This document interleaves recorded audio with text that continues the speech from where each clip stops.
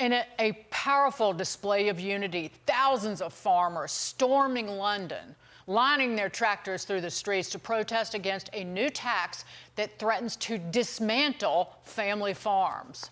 Well, the proposal would hit farmers with a 20% inheritance tax on any property worth over £1 million, and that could impact 70,000 farms. Joining us now, former British Parliament candidate with the Brexit Party and Freedom Train International founder, Jim Ferguson. This makes me want to go down to my daddy's house and pull out the just giant lawnmower and put it on a ship and just bring it to London myself to protest this inheritance tax. But this is outrageous. But will this display of unity, Jim, change absolutely anything for this just money-hungry government? Yeah, I believe it will, Deegan, and thank you to you and to David for having me back on the show. You know, what's happening here in the UK is quite unprecedented. 13,000 farmers have descended on London, and they are not willing to back down unless the government listens to exactly what they've got to say. This is going to impact on British farming in ways that we can only sort of gasp at, because what they're facing is a 20% inheritance tax that's going to be coming in April 2026.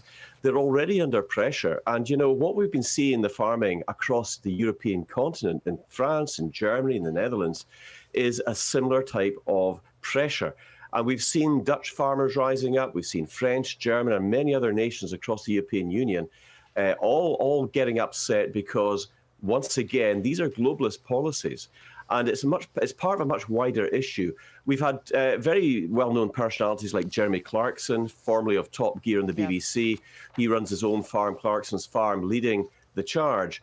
And the farmers are not backing down. They're saying if their demands are not met, if the government is refusing to continue to listen to them, then they may block ports. We could be looking at food shortages. And these guys are very serious about what they're saying. Yeah. Jim, Donald Trump just transformed a stodgy old party, the GOP, into the Workers' Party, an exciting new form of conservatism that really reaches out to workers like the farmers over there who are so upset about all this, 70,000 strong. Is it conceivable that the same thing could happen at your conservative party, where somebody takes the baton and says, look, you're a bunch of stodgy old upper class twits. We don't need you anymore. We're a new party now, and we're going to be standing behind these farmers, that could be the tip of the spear of a new conservative party in the UK? It absolutely could be. And I would say, as a former Brexiteer and parliamentary candidate with the Brexit Party, watch Reform UK. Reform is the new rebranded Brexit Party that is now being led by Nigel Farage. Yes. Nigel Farage is a good friend to Donald Trump, as you guys well know. And of course, you've interviewed him many times on your show. But what we're witnessing is unprecedented here. You know, it's Keir Starmer is a Davos man. He's on public record as having chosen Davos over Westminster. He is an ardent globalist, a socialist, some would argue an outright communist.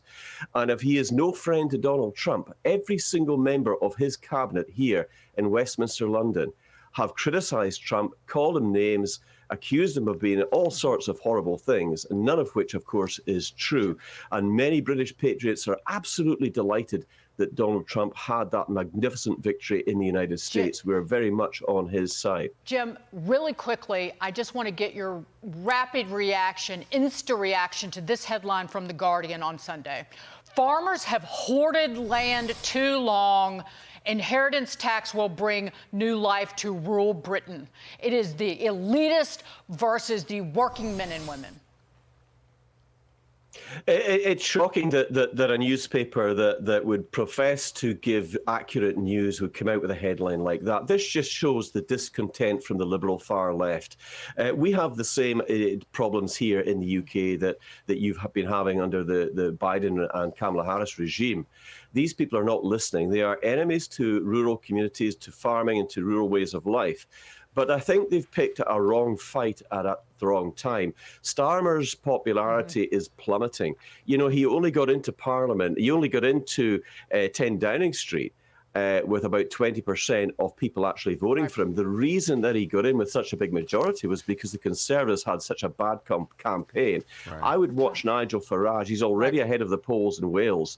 outperforming everybody else just now. You need a populist revolution like like we just had in the United States. And I think a lot of countries like the UK are fed up with these global bureaucrats ruling their lives. So we got to leave it at that, Jim. Great to see you. Best of luck to you. Jim Ferguson, thanks so much. Thank you both. Very much happy to be here. Appreciate Thank it. you.